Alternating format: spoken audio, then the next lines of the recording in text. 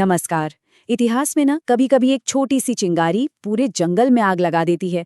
आज की कहानी बिल्कुल ऐसी ही है। एक मामूली सा पायरेट अटैक और हिंदुस्तान का इतिहास हमेशा के लिए बदल गया। ये कहानी है सिंध पर अरबों की जीत की। चलिए शुरू करते हैं। तो सोचिए जरा, क्या ये पॉसिबल है कि 8th सेंचुरी में हुई एक छोटी सी घटना इंडिया की पूरी हिस्ट्री बदल दे? सुनने में थोड़ा फिल्मी लगता है ना? लेकिन बिल्कुल यही हुआ था।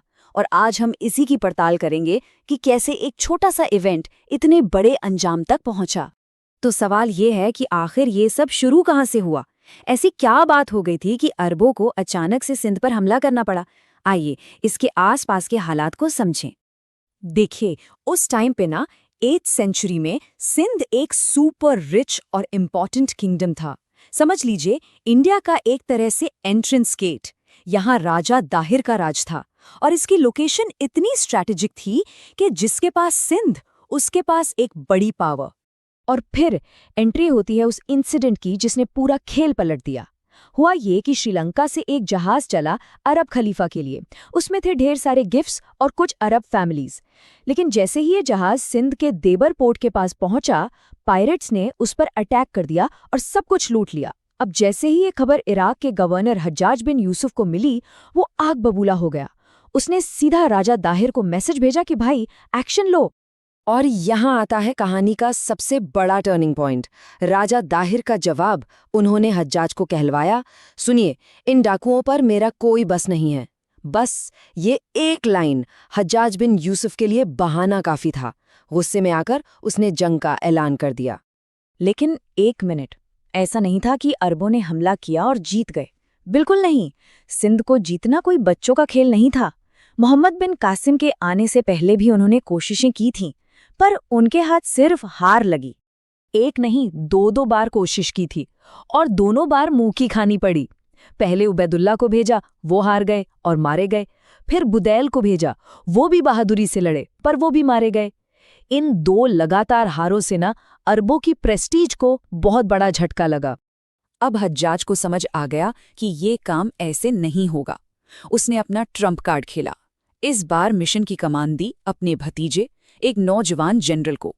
और दोस्तों, यहीं से शुरू होती है सिंध पर फतह की असली कहानी। और ये जनरल कौन था? मोहम्मद बिन कासिम।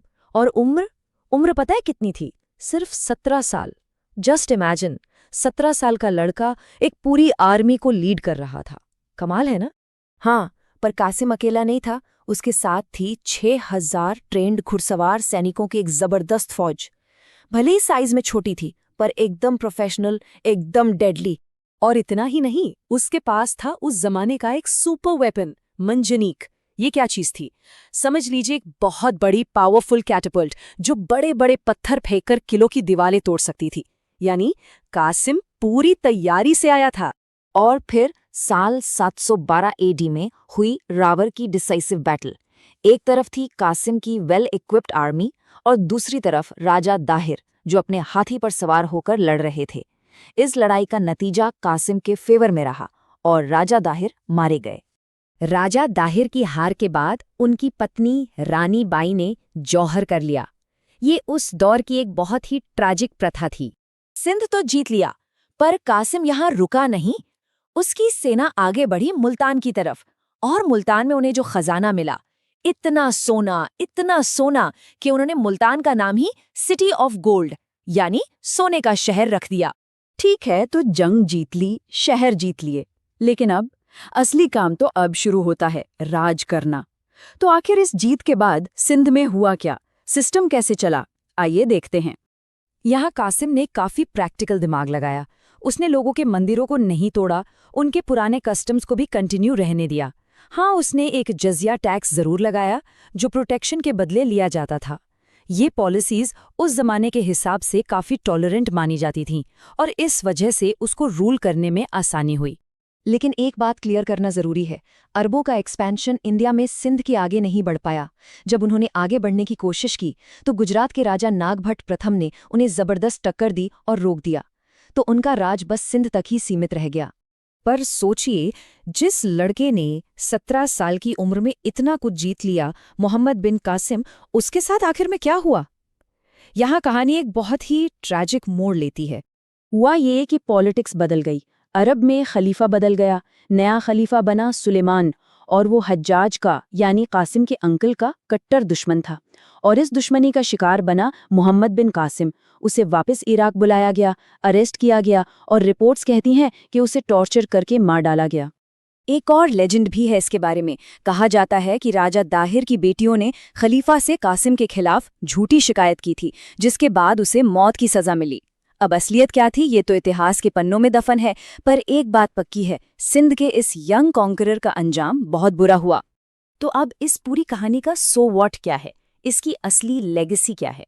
देखिए, मिलिट्री जीत और पॉलिटिकल रूल तो थोड़े टाइम में खत्म हो गया, पर इस कॉन्क्वेस्ट का एक ऐसा असर हुआ जो सदियों तक चला, और वो था नॉलेज एक्सचेंज।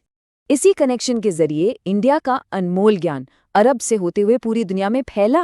सोच के देखिए, जीरो का कॉन्सेप्ट, डेसिमल सिस्टम, आयुर्वेद की मेडिकल नॉलेज, ये सब इंडिया से निकलकर वेस्ट तक पहुंचा।